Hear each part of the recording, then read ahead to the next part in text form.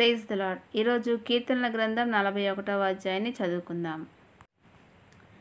దిక్కులేని వారికి సహాయం చేసే వ్యక్తి ధన్యజీవి. కీడు కాలంలో యెహోవా ఆ వ్యక్తిని విడుదల చేస్తాడు. యెహోవా అతన్ని కాపాడుతాడు, అతడి ప్రాణం దక్కిస్తాడు. భూమి మీద అతడికి ఎంతో క్షేమం. నీవతన్ని శత్రువుల పేరాసకు వదిలివేయవు. మంచం పట్టినప్పుడు అతన్ని యెహోవా ఆదరిస్తాడు. రోగంతో పడుకున్న అతడి పడక నీవు మార్చివేస్తావు.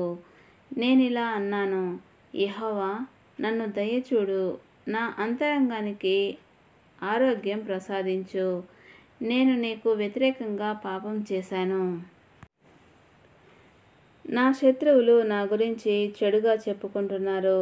వీడెప్పుడు చస్తాడో, వీడి నామరూపాలు ఎప్పుడు లేకుండా పోతాయో అంటారు. నన్ను చూడడానికి ఎవడైనా వస్తే అబద్ధమాడతాడు. నిరాధారమైన సంగతులు లోపల పోగు చేసుకుంటాడు. బయటికి వెళ్ళి బహిరంగంగా వాటిని వాగుతాడు. నన్ను ద్వేషించే వాళ్ళంతా కలిసి నాకు వ్యతిరేకంగా గుసగుసలాడతారు. నాకు కీడు చేయాలని దురాలోచన చేస్తారు. అతడికి వినాశకరమైనది ముంచుకు వచ్చింది. అతడు పడుకున్న పడక నుంచి మళ్ళీ లేవలేడు అంటారు వాళ్ళు. నా స్నేహితుడు కూడా, నేను నమ్మిన మనిషి, నా రొట్టె నాతో తిన్నవాడు నన్ను తన్నడానికి మడిమ ఎత్తాడు. యెహోవా నన్ను దయచూడు, నన్ను లేవనెత్తు, అప్పుడు నేను వాళ్లకు ప్రతీకారం చేస్తాను. నా శత్రువు నా మీద జయధ్వనులు చేయలేడు.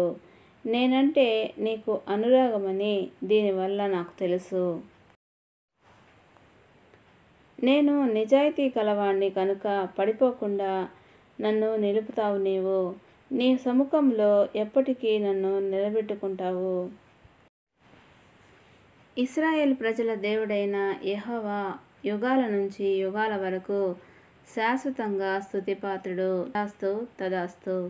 దేవుడు ఈ పరిశుద్ధ వాక్యమును దీవించునుగాక. ఆమెన్.